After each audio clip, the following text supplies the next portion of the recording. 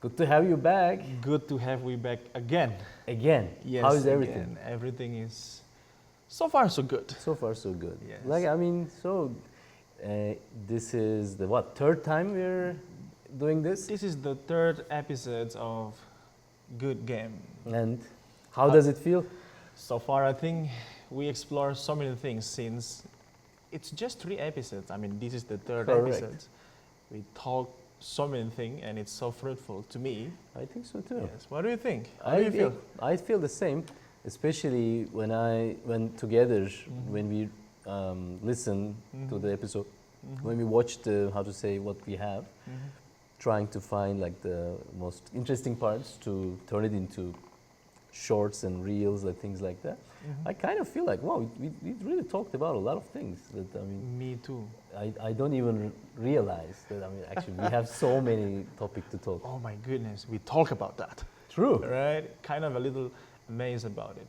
So let's recap. All right, yeah, sure. So the first episode, we're talking about the definition of good game, how we define a good game, and we both as a host, what are our good games? Your good game was learning.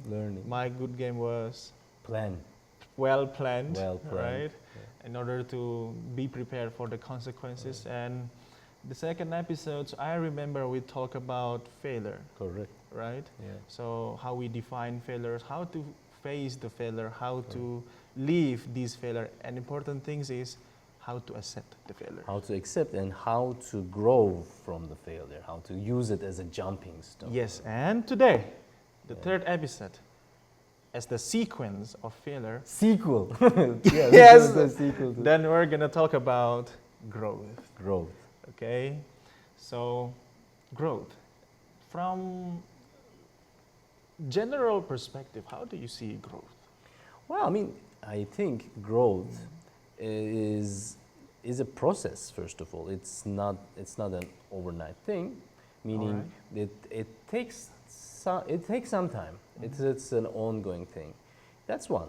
2, I believe there are factors. There are some materials, ingredients that you use. Without the ingredient or without you putting in some of the material, it's not going to happen. That is a very broad way of saying it, because growth can be a personal growth can be a career, growth can be a company, like the profit growth, right? But in all, no matter what, if it's a one-person individual growth or it's a company, a corporate growth, I think it's always the same thing. It is a process, and it uses some, elements, ingredients. All right. And there are constraints. You need to be realistic.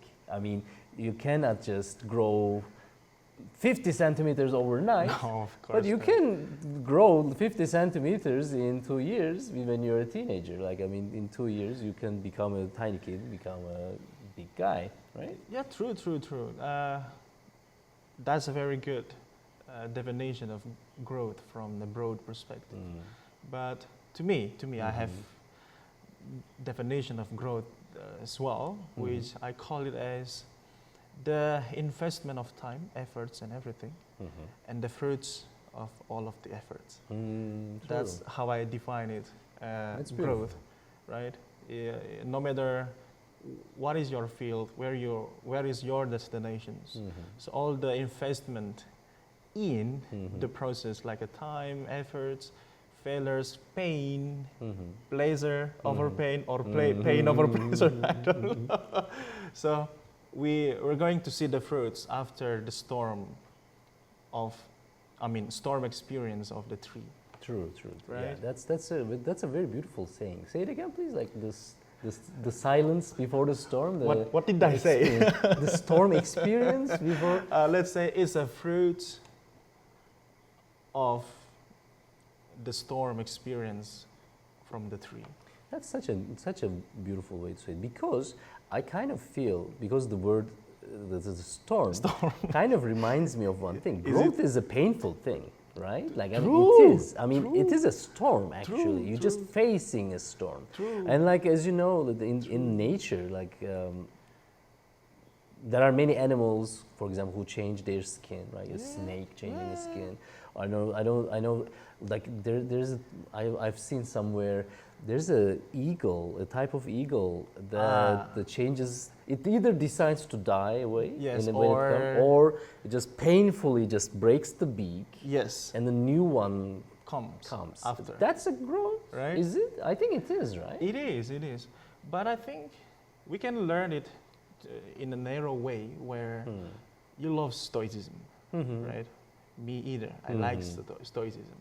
But in terms of philosophy, I learn more and a lot from Aristotle, Seneca, Stoicism, and from Socrates as well. But I think before we proceed to there, I think Stoicism also defines it very well, where you cannot, you can only control how you respond to a situations, right? You can choose where is your directions, right? But at the end of the day, there is a growth over it. How do you see from that perspective? I agree. I think in some ways, I don't think the early Stoics were so much bothered with growth. That wasn't their, eventually the goal wasn't to become better or become better, but I think they kind of paved the way to that understanding, because what they said is, you can only control the things you have in control of. Yes. So any other thing, you can just leave it. Right. When you put it that way, it just basically opens up the road for growth. And also, another thing is they also kind of underline the hidden beauty or the hidden... Storm. Yeah, I'm going to come there. The hidden wisdom in facing the storm. They kind of give you the... they give you credit and they give you your, chance to say, dude, just sit down with your own self, with your own limited abilities, and live what you have to live. Yes. Without complaining, without crying. Even if you want to cry, do it. But you cannot escape what you need to face. True. And that's growth. Yes, and most importantly, how you're going to respond to the storm. Oh, yes. Right? You can fight it all the way, under the rain, with the strong wind and so on. Or, you can hide yourself. Or, let's say, you can find the place for you to stay. Well, right? Have you heard, did you know this? Like, there's this saying in the sailing world, the seamanship. If you wanna get rid of the storm, you need to sail to the eye of it. Of course. Because in the center, it's very silent. But you have to pass all the way to the storm. Pave the way, to the center of it. Yes. So you need to face directly the storm. Get into the storm and just face it. Say it again. It's so beautiful to me. Just say it again. You need to face the storm, like head on. Get into the storm. That's the only way to, life is like that too. Yeah. Every aspect of life. Because we're always facing different sizes of storms, but there are storms every day, right? Me too. I'm kind of more into the, branch of philosophy, which is, they call it as a pragmatist. Yes. Right? In the pragmatist means we focus on how to solve the problem with the practical solutions and usable solutions rather than theoretizing it. Or idealizing it. True. So the point is, I can see that from the pragmatist perspective where in order to solve the problems, you have so many failures. True. You need to try certain of particular solutions. Yes. It doesn't mean you're going to be success, right? There is no warrant that, let's try these solutions, then you can get it well as the results later. Oh, true, yeah. Yeah, so to me, how I define growth as a pragmatist, right, is the cycling process of solving the problems.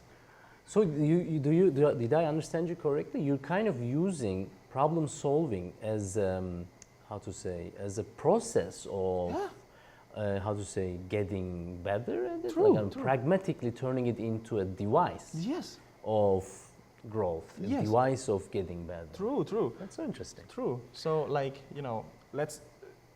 we both are professors in our marketing department. True. Proudly say that. Proudly say Proudly that. say that. Yeah. I mean, we as professors, me more specific, I've done a lot of research. But again, my method is kind of not following deductive where they have a picture from the theory in the previous evidence. Okay, they compare their ideas and so on. But me, on the other hand, I like to see how it works first. True. Either or not you have the theory, but I need to see this is the problems, how to solve this. So I kind of more to a human perspectives who experience these kind of problems and see what's their solutions to these problems, right? Because it's not tested and there is no guarantee what they are saying can be true, right? True, So there is a process inside, True. right? And last episode we talked about failures. Yeah. So the fail experiment of trying to trust someone's opinion to solve these problems, we call that as a failure. But again, repeated failures will create a growth. Correct. You know the story about Thomas Edison, All right. discovery of the lamp, his electric lamp. I mean, he failed 1,000 times, and he was even ridiculed by his own men. Yeah. And he famously said, I didn't fail. I found 1,000 ways that doesn't work. But that's learning, right? So that's the attitude, I guess. And I think that's probably the most simplistic approach of an academic. Academic. Correct. Yes. Because you need to, let's not forget, we test hypotheses. Yeah. Which means, by definition, we should be ready to the reality that your hypotheses will fail. Yes. Because basically we're throwing things on the wall and Yes. see if it's going to stick. Stick or not. Or not. Yes. And if you're not comfortable with the idea that it's not going to stick, True. but then you probably have chosen the wrong profession, right? Sometimes you and I, we have so many common things.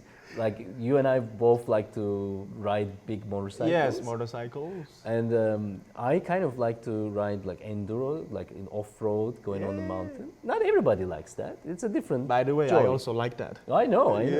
The thing is, the very first thing I say to someone who is, I've been riding motorcycles 20 years already. So when someone comes and I want to try off-road or enduro, I always ask this one question. When you fall, if you fall, or let's say when, it's not if, you definitely will fall on the dirt. It's not, The stable. street fall. You will definitely fall. But the thing is, the only one question is, when you fall, are you laughing? When you're, oh my God, I felt so good, it was so much fun. If you're laughing and picking up your bike, you're right. You're good. You will laugh.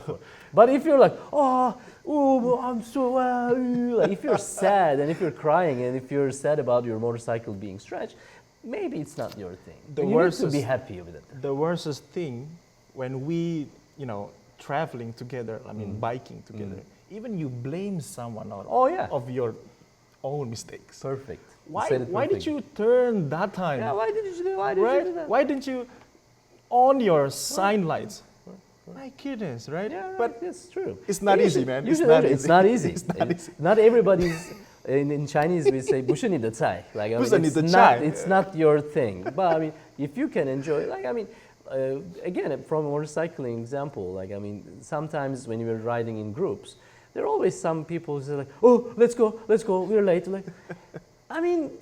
What's the rush? What's the There hurry? is not such a fun in these things, man. I understand. I don't want to waste time either, but it's also at the same time we're not on time. We're not on budget. You don't want to how to say that, you don't want to pass this pleasure so quickly. Correct. Like, I mean, let's enjoy we are having fun, we're talking, we're riding. We're not trying.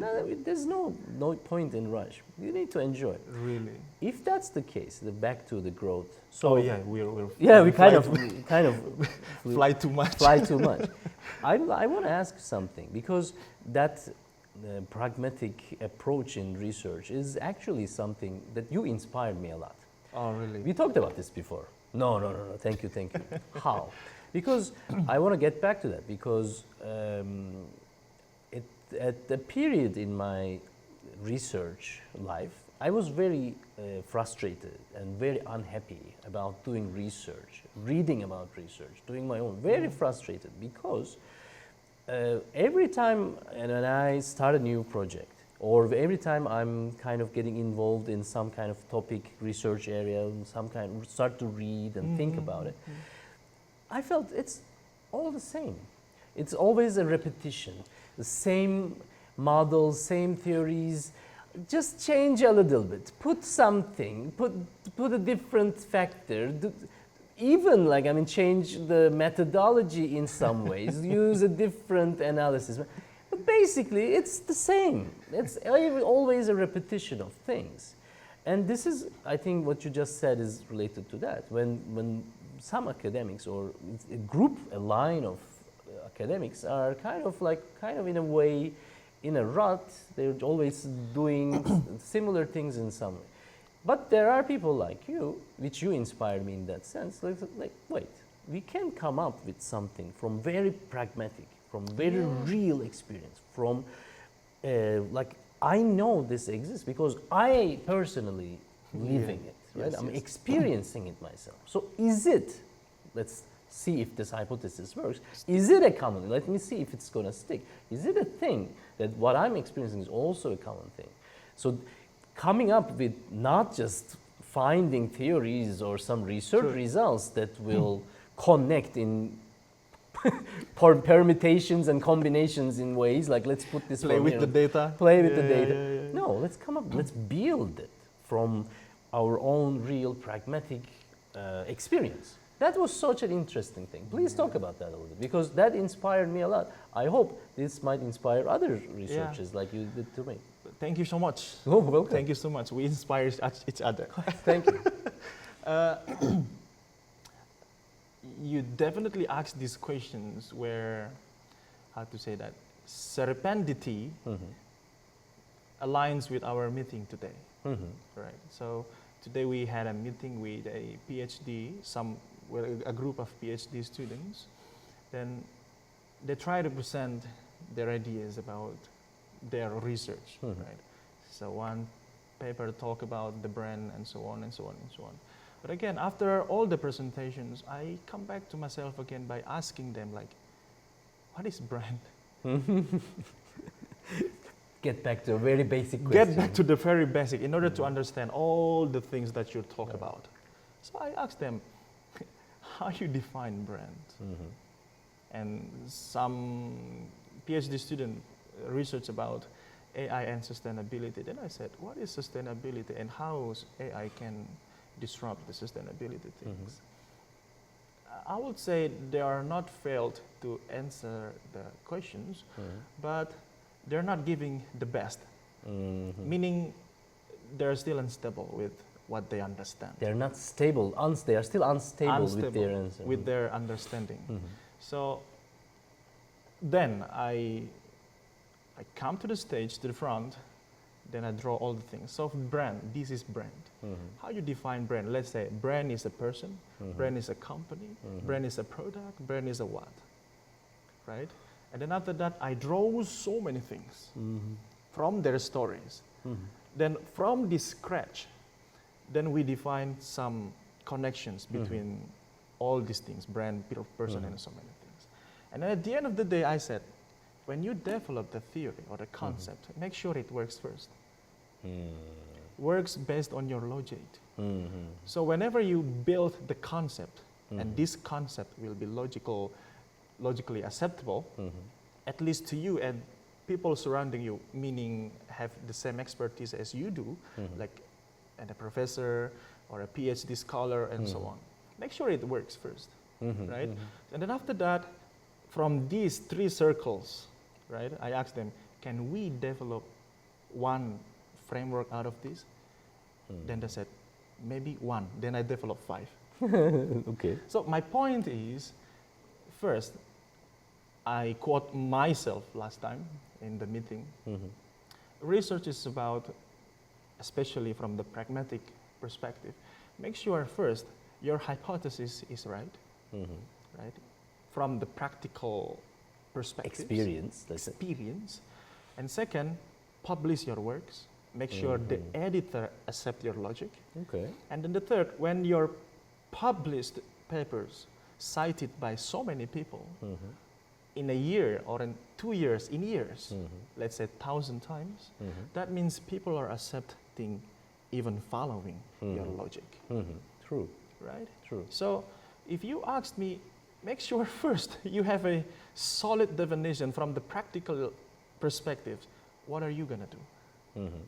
That is the first thing, the very, very basic thing. Then you can go everywhere. And still, I always mention to the students, at least those who I teach, I always said, don't start from the book first. Start with what's inside your mind. True. That's a good advice. Let it out. Yeah. Let it out. Why? Because in the pragmatist, you will find a uniqueness and a distinctness of mind, hypothesis, whatever you call it, ideas. True. When you dare even to let it out. Correct. In the right way. That's so beautiful. Because I love it so much what you said, because what is the most important question in the beginning of research? Right. Research gap, right? Like right. what is missing? What is bothering right.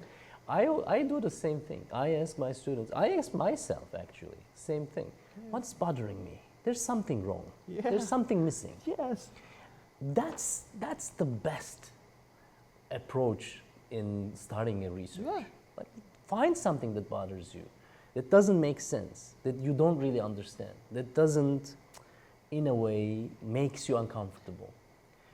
You need to put it in writing first. You need to make sure what really bothers you. Yeah. Not read. You will read literature 1,000 times. Like, I mean, forget about literature. You can find some answers there too. I'm not saying literature is irrelevant or unnecessary. It is. Of course so it is. Relevant, obviously. of course. Of course. However, your starting point shouldn't be there. Your starting point should be maybe here in the heart, not even the brain, like intuitive. Like, your intuition says, like, there's something wrong with it. Yes, true. So basically, let's simplify the things that I have explained. Yes. I have tried this maybe 5 or 6 years ago. When we want to go to Taiwan as a PhD students last time, it's kind of weird to me and my friend, because in order to apply the visa, in order to apply on all the things, we didn't ask anyone. We try our best first. Okay. Then it works. All right, nice. And then after it works, then we ask our friends. You know what they said? They said, it's impossible. How could you do that? Yeah, I do it. My point is, you will find the uniqueness once you try it by yourself. That's without citing anyone. That's so interesting. But don't you think sometimes the opposite might be the case? Like, I mean, if you ask someone with experience or with some knowledge, it would be faster than trying on your own? It is, but I choose the other way. Yeah, I know. I choose because if you ask people first, that means your way is more deductive, where you ask evidence first. But you know what? It's so interesting. Like, these things come together. Sometimes it makes my hair becomes, oh my God. Come on. Last night, is it last night? 2 nights ago, I forgot. I was watching this podcast with MrBeast. You know MrBeast? He's a YouTuber, right? He's one of the big famous. MrBeast. Yeah. And he's a, I mean, obviously, he has proven that, I mean, he has a method. I mean, like, he's one of the top YouTubers, and he has a very similar approach to yours. We all know MrBeast has very crazy videos and crazy Top stuff. knock. Yeah, I know. But back to his method, because they were talking about how he works, how his mind works, and how he works. Exactly the same. Because obviously he is making crazy videos, and all these crazy videos starts with a crazy idea. He wants to try this. From him. From inside, from here. Like, I mean, oh, would it be nice if I bury myself under the ground for 100 days? When you say it to anyone, they say, oh, it's impossible. It's impossible. You cannot do that. So he says, his team, especially his close team, his assistants, their character, individual character, is trying to solve things that are thought as impossible. Yeah. So, for example, you cannot bury yourself under the ground for 100 days. So what do we need? Deduction. They go from one. So do we need approval from the cops, or I don't know? How do we do the security? Yeah. How do we solve the air? Yeah. If that, why do we get stuck? Yes. We got stuck here. Solve that. Yes. Next step. Move. Yes. Got stuck again. Solve that. Now move. True. So the whole team, his team of people who help him to create the video, from beginning to the end, they're always trying to solve impossible things. But we watch the video. We watch the video. We watch it. Excited to watch the video. We watch it. So they delivered the product. Yeah. Even though from the very beginning, all the way through, oh, that's impossible. Oh, you cannot do that. Oh, no one has done it. Oh, because every step there will be someone who is saying impossible. Correct. But again, to me, from the story of MrBeast and his method and his team and the results, the fruits, the video, Yeah. I can say, in order to maintain and survive your idea's nobility, you need to support.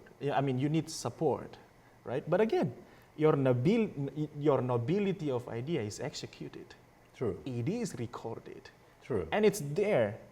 And within 3 days, 4 days, hundreds of millions people are watching that. Yeah, true. Right? So that's the point of the pragmatist way, as I've learned, where the nobility of the ideas can be executed when you think it by yourself. Andrei, I kind of want to ask you something. So this, you have a method, right? This, in a way that you start from your pragmatic view.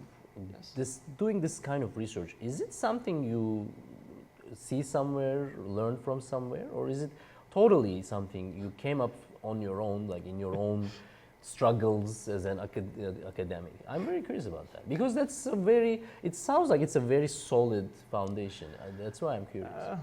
How to say this? Because it was built from a very long time experience since I was since I was studied in bachelor at that time. Sorry, professor, not to mention your name, but again, to deductivize our ideas during the college period, especially in Indonesia, we need to complete writing the thesis. So since bachelor in Indonesia, we already writing the thesis and paper things. So I have nothing. I'm a college student, right? So I always try to ask her, like several times, how does it goes, how does it work, and so on, so many things. And then not a good response, I guess. So I try to understand everything by myself. Like I built the logic. That's the first. I built the logic. If this work, this gonna go here, this gonna go here, this gonna go here, this gonna go here. A roadmap. Yes, all the way by myself. So repeat again, in the master's the same, in the PhD the same. So if you ask me, I found the pragmatist method after being pragmatist. Oh, the method came after. Yes, so the point is, when I was a PhD, I try to close up myself with the reference of pragmatism paradigm. Then I read this paradigm. Oh my goodness, this is me. No, you found yourself. Yeah. You found your group of people. That's why I said I found the pragmatism true pragmatist. I see. Like, I didn't try to be pragmatist. you find your tribe, brother. You find your tribe. You call it beautifully. So if you ask me, can I change my foundation into be more like deductive? I doubt myself I cannot. It's not who you are. Because I always try, what's the problem? Right? Always we had a meeting together. Well, what's the problem? Right. And then I asked, what's the solutions Right. to identify problems? Right. Always. Correct. Always. I mean, at the beginning, I said this was very inspiring to me because I think I am from the same tribe too. Welcome. Thank Welcome you. to the family. Why? Because the way I was seriously stuck in doing research was only because of this. Because I felt like the current research available were not really helping solving real problems, problems that really matter. It seems like they seem to be doing something of value, but there's nothing I didn't know. I mean, even before reading the paper, I knew what I was gonna see, right? I kind of can expect something. Yes. But I always felt like is this wasting my time? Is this wasting resources? Yeah. Like, I mean, it's some kind, in a way, research should open up new frontiers. Yeah. It should bring up new approaches or new things that, the papers that I loved all the time was like people like, oh my God, like made me that, made me like, oh, that's, Amazed you. yes. I was like, yeah, I never thought about it. Arousing you. Correct, it's an arousal. You can, Yes. oh, that's so interesting. I never thought like that. That's why when we start to collaborate and work together, when we start to talk about research ideas with you, I felt that inspiration. That inspiration came because when you and I, we also, obviously, you have your research experience, you have your readings, ideas, I have mine. We put together, we sit down and like, you say something and it opens, oh, that's interesting. We can talk about that. Right? Without even getting too much into, oh, let's find the literature, let's find some. No. No. Just write it down. Write it down. That's a good thing to work on. We should understand what this situation is. Then you say something, I say something. That brings up, oh, how about that? Add this to that. Like there's also this part of this question that we don't know. That's why every time we have these, I would say, brainstorming meetings, it was like magical because we were able to come up with models, 5 different models, 6 different research models, a line of research for the next 5 years, because that is a starting point. That builds up on each other. Then we can do this, and if we can prove that is, and if we can find support on it, then we can do that. Yes. So it's just literally like open up the dam, how to say, the floodlines, the flood. It becomes like, oh, that's good. Let's do that. Yes, let's true, do that. true. It is such a inspiring, exciting thing that I really missed for so long. I didn't have. Right? What do you think? Don't you feel? I felt the same. So that's why I want to say, like, when we were together, like, talk about research, upon looking at our experience so many times ago until today, like, kind of time is an enemy now. True. Because we forget about it. Correct. True. Right? Correct. Sometimes we start at 2 and it's end with, The truth. Like, I don't know. Oh, what time is it now? oh my God. goodness, you gotta go, you gotta go. yeah, That means we kind of enjoy the conversations, Correct. right? Correct. Right, so I think, speaking of the research things, as a scholar, not as a professor, okay, what do you think growth is? Well, I think, again, from the very beginning, let's make a full circle again. In growth, there are elements, there are ingredients that you use, right? So if it's an academic growth, I think, well, if you're already experienced academic, you probably already read a lot. So maybe you don't really need to read more. But again, if you are just starting, you really need to have a good foundation. So you really need to know your thing. True. So And I think this is something majority of the, especially students, it's obviously, I mean, it's not surprising, but even in some academics, they lack a foundation of, and when I mean foundation, I just don't mean the famous paper, the cited paper. Yeah. I mean philosophy, like Knowledge foundation. foundation, Philosophy like, foundations. how to say, like the semantics of it, the real foundation. yeah. Because the science, basic, whatever, it's social science or STEM, like I mean, the Yes, physics, whatever chemistry, fields, mathematics, yes. whatever field. If you don't have a good foundation, you will always be shakeable, you're not unstable so things. Yes. growth in academic.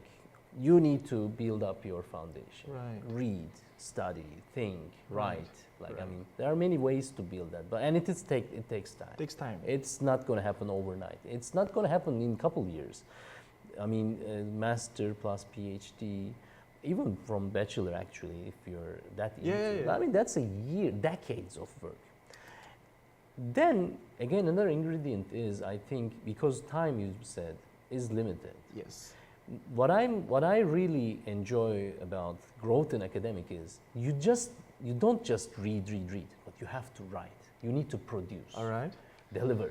Because you learn a lot while writing. I learn a lot while writing. Because some things that I think I understand, when I try to write it down, I understand, well, actually, I'm not really. Then you try to understand even Correct. yourself. Yeah, even myself. I kind of noticed that, well, I'm not really good enough on this. So let me read. Right. So write. That's so very first important. is read. Yes. Second is write. And write means deliver on a deadline. Yeah, I okay. mean, write also doesn't mean that you're going to write for years. Yeah. Give yourself a deadline. I'm going to submit this paper end of this month. So put in the whatever extra hours. True. And don't just, how to say, procrastinate. Oh, let me read a little bit more. Oh, this True. is not good enough. 80% is enough. True. We just talked about this. True. 80% is good enough. True. So the second thing is use the time and your energy wisely and produce something, not just read. True. I always, I know you do the same recommendation. I tell my students, if you're working on your thesis all day, you're not working on your thesis at all. You need to work on your thesis just 1 hour. Just 1 hour. True. Anything more than you do an hour, you're just, how to say, lying to yourself. You're just wasting your time. You don't need hours. If you are not an expert. Correct. Yes. Correct. I mean, exactly. I mean, Right. if you're a philosopher, if your job is to Days you can stay there. correct. But I mean, if you're a student and if you're not finishing your research work in an hour, you're just playing. Yes. You're just acting. As if you're doing it. True. And this is true for us too. Like, I mean, all I need is 90 minutes of closed, no phone, nothing, just write.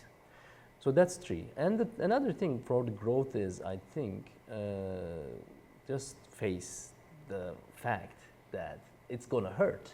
It's difficult. Defend it. Correct. We as a professor or scholar, we defend it by facing so many comments Correct. from editor, reviewers. However, students on the other side, they defend it in front of the committees and so on, right? Correct. You have to defend your work. Writing, your reading, your ideas. Correct. Right? Because rightfully so, I mean, the reviewers are like tough, right? Like, I mean, we always have that reviewer too. Thank you very much. Reviewer too. There's this one person who just likes to put you in your place. Yes. I mean, I don't mind. But I mean, you need to defend that. And you need to, how to say, live through the pain of this struggle, like trying to come up. That's a giving birth, right? Like, that's what I think. How about you? Again, same, defend it, right? And then after you defend, disseminate it. Oh, yeah, that's very important too. Because without disseminating it, there is no impact. Correct. As I said before, in my good game is to be impactful to the society. Correct. So in order to be growth in this profession, let's say, as a scholar, first we need to read a lot. True. We need to write a lot. True. We need to defend a lot. True. Right? Correct. Thank you very much. And then we were need to too. we need to disseminating it, disseminating it a lot, not to the society only, but to our students. True. So that's why I kind of have a definition of teaching, like teach what you research what you teach. That's a very good approach. I love that. Right? I love that. What do you think? Totally agree. That's something I try to do myself too. Yeah. Correct. Like your teaching and research should go hand in hand. Yes, hand in Feed hand. each other. Yes. Not easy. It's not easy. Not every professor does that. But I mean, if you can do it, if you put in the effort, it works. Yeah. I mean, and thankfully, I mean, I'm grateful that we have the opportunity, especially in this institution Yes. we work. I mean, we have that chance that the courses we teach are also pretty much integrated Yes. and how to say connected, Relevant. yes. with our research also. Yes. So that's I mean, I assume probably every institution, educational, higher education institution has that, but I mean it's really, in our case, it's very obvious. Yes. I We can really feel that see too. them, yeah. Same, like you said.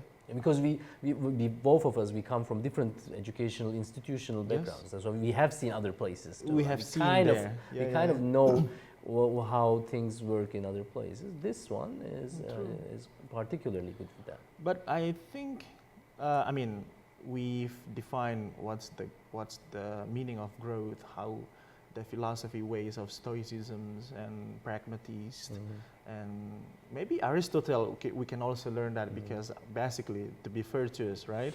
To be virtuous, you need to be true in order to be truthful, right? That's the Aristotle things. But we also came out with how we experience the failure things and transform it into growth in a way of scientific or scientist or as a scholar. But I think our audiences came from so many backgrounds, right? True. But I think the most important things is that, oh, by the way, this is our signature, how do you call it? I mean, Shakala, we just Shakala. End of class. I mean, if you guys watch this and you've been in CYUT or in any universities or schools It's a in common Taiwan, sound, like in many universities. if you miss Taiwan, you watch this video. Very nostalgic, right? Like if you miss the university environment, that's what. That means we're also recording this at school. It's true. I mean, that's true. Like, I mean, we are in the beautiful our Chaoyang University of Technology Department of Marketing and Logistics Management. Yeah. We're using our tiny classroom studio. We use it as a studio. But it is an excellent classroom, It is. I would say. It is. Again, back to the conversation. We have 10 minutes until it's again. True. Let's do it. You guys gonna wait for a few minutes later. It will ring again. My point is, probably our audience, no, definitely, indeed, our audience will came from different backgrounds. But what's your suggestions? Like, my suggestions to them will be like, as a pragmatist, I would say, dare yourself to try with your ways. My way. Yes, right? yes, Just do it first, man. Correct. Whatever your professions, whatever your works, whatever you're doing right now, just do it first. Correct. And trust what you think. True. And trust what you think it's true. Right? But again, considering so many aspects, right? So that's my suggestions as a pragmatist. That's a good suggestion. As a pragmatist. That's a good suggestion. How about similar? I would totally agree with all of that, and I just add one little thing is that you need to be ready, or at least be comfortable in the fact that it's gonna fail. It might fail when you do it on your own, but accept it as a good thing and turn that failure into growth. I mean, obviously you will struggle. We all struggle, but take that struggle as a good friend of yours. Take it as a trainer. I mean, I look at this as sometimes in class I say this because I think it's a very good match with this concept you mentioned. Like if you're how to say a new student, right? Yeah, I mean, if you're beginning your academic or scholar work, just think of it as you're in a gym. Oh, in the In gym. a gym, have you ever seen someone laughing, smiling in the gym? No, everybody's like, I mean, they're in pain. They're struggling because Right. you're lifting weights, you're pushing your limits, right? You're painting Correct. yourself. Well, that's what we do.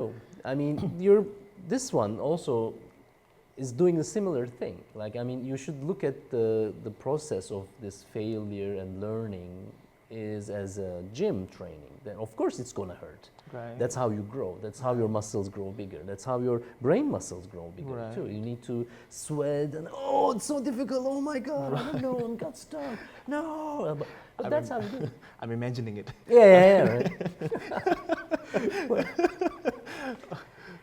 But again, you're saying, I mean, your advice to them, I can see you're really stoic, man. Really, like you choose how to respond to pain, like stay with it. Correct. Right? Enjoy the pain. Enjoy it. But me, as a pragmatist, will see how Solve the problem with the pain. how much is the lift that I need to live over time Correct. Oh. in order to not hurting myself more. Very pragmatic solution to the lifting weight problem. Me. I like True. that. I see things like that. See, you guys can see we are similar but different. Correct. Of Right? course. Of course. Oh my goodness. So good. It's. Should we wait for the second ring? We're almost there because this is nighttime every 5 minutes. Let's see. Yeah, I don't know. Man, again. How about giving advice to our own CYUT students, Yeah, right. You go first. especially in marketing? Yeah, you Me? go first. Yeah. Again, Your advice seems more, how to say, more applicable. Mine is more painful advice. My advice is painful. Yours seems more like comfortable. oh my goodness, this was never happened in previous episodes. No, it didn't happen. Okay, sorry. But to me, again, as a pragmatist, Yeah. I will try to suggest our students, we understand the ground, right? You understand as a teacher in Taiwan for 3 years, 4 years now? 5, I guess. 5 years. 5, Me, 2020. this is my first year as a teacher, professor in this department. We can see the ground and we understand what's going on in the ground. But I think, from today's topic, we talk about growth, is that, again, probably the same suggestions or advice from the general audience that I've mentioned before, is that dare to try. You have to try, yeah. But you need to see differently. That's my suggestions in your studies, in your research, in your discussions with your groups. Don't see things similar, right?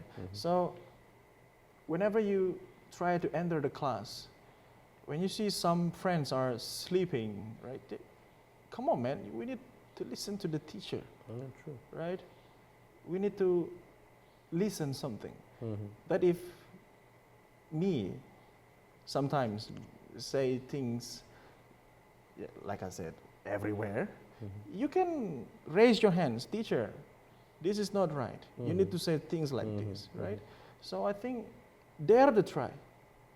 Wake me up, right? That's, I think, very important as a ground seeing. True. What do you?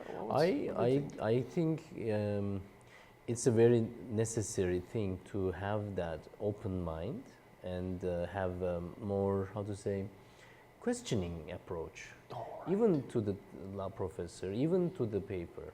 I think that's a good thing. For example, when I'm reading a paper, I tell my students also the same. When you're reading a paper, always have a curious, suspicious, skeptic. skeptical, skeptic. Like, I mean, is it? Like every sentence you read, you should always come with like, is it though? Is it really? How do you say that? How do you know? I mean, that's an attitude. And I don't care if it is like very famous paper, very famous reference. It might be true in its case. It may not be in your case, in your research. We both have papers where we contradict a very famous concept or paradigm, totally turn it upside down, and they get published. Yes, it is. Because, I mean, science, that's what scientific growth is. Yes. That's what growth is. Debating. Correct. You should totally debate, is it though? Yes. I mean, yes, I know there are thousands of papers citing this, but how about this? Well, that's what our job is. Yeah. Like, I mean, you come up with something True. within your skepticism, within your curiosity. And obviously, we're not just saying it. You need to prove it. Yeah. You need to, support your True. idea. That's what I would say. True. Because, we see the ground, right? So I think your suggestions also very, very important. We complement each other. Yes, like our advice kind of complement each other, right? I said, dare to try to be different, but see things different too also is important, and make it works and prove it. You mentioned prove it, do it, right? So I think it's very good. Well, so it was again, it was a pleasure, brother. I mean, I really love our conversations like this. Me too.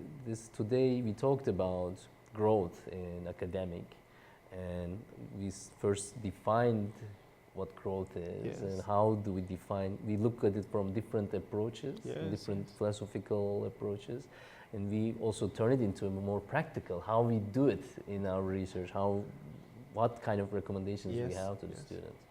Anything you want to add? And we also mentioned about how you as a Stoic see growth, right? And as a scholar see growth, and me too as a pragmatist see growth. And I think we kind of provides a fruitful example where audience later can see the difference in doing things. True. That is very important. I would like to, at this point, actually, we can ask our viewers, how do you do your research, or what is your approach, or mindset, maybe we can say. You can leave a comment below, and maybe we can continue that discussion from that. Yes, and I also want to ask our audience too, like, maybe this is very important questions too. If you are as a student, professors, or whatever your professions in an academic, let us know and leave us some comments about when did you get your first growth in academia? First growth in academia. And what is that? What is that? Yeah. Okay. For example, writing the books, finally, you published it, you defend it, you disseminating it, right? It's kind of very important, and how to say that, giving some heads up to us and suggestions to see what's the audience perspectives about growth. Then we can wrap up in the next episodes we talk about it. True. That's a good question. Okay. So please leave a comment below. Okay. So, and see you in the next video of a Good Game podcast. Bye bye. Bye bye. See you guys.